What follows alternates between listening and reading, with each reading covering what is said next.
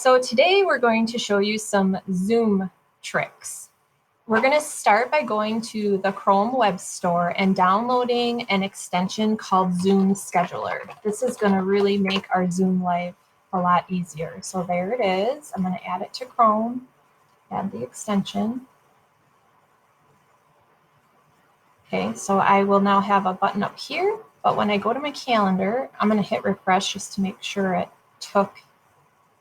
When I go to my calendar, I can double click to create an event, and now I have this fancy Zoom meeting button. So I am going to schedule a quick meeting because we're going to get into Zoom in just a minute and invite Hannah. And I'm going to make it a Zoom. So all I have to do is click that button. Oh, I do have to log in. Once you do this one time, you'll be set to go. You won't have to do this every time. So it really will be one click like that. And then I'm going to click save and send her that invite. And now on my calendar, I have my meeting. I could have put times in this case I didn't. But when I'm ready to go into my meeting, I can just click that and click here. Hannah could do the same from her end. So now we're going to go into Zoom. And I see my calendar's telling me my meeting's starting, so helpful. Thank you. I'm going to maximize there and wait for Hannah. There she is. Oh, and she muted herself. Okay, so we're going to show a couple of things in the settings that might be helpful. So in video settings, one of the things that we want to make sure people are aware of that may or may not be helpful when you're recording Zooms for other uses and things like that is this mirror my video. So the default is to have it on. So if I were to show Hannah something, it would look like this, but you can check it to make it look like this. So that may or may not be helpful.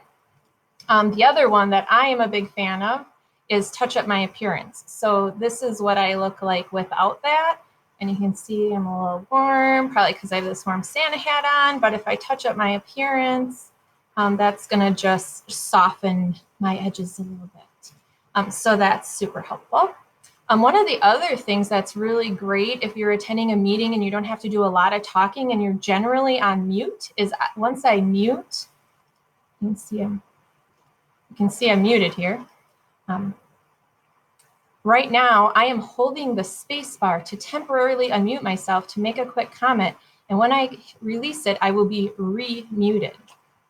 Ooh, so you just go like this. Yay, so fancy. And then one other thing that I thought was helpful to highlight that I just learned about moments ago was all of these keyboard shortcuts. So there's a lot in here, but there's a couple that it really stuck out to me, like the pause and start and stop recording. So like if you're recording a Zoom session, a PD session, and you take a break, you might want to pause your recording, and there's keyboard shortcuts for that. Like here's the pause and resume recording. So those might be really helpful for people rather than fumbling around and trying to find it in the settings to just make yourself a little post-it with your keyboard shortcuts. So that's it for our Zoom tips. Bye.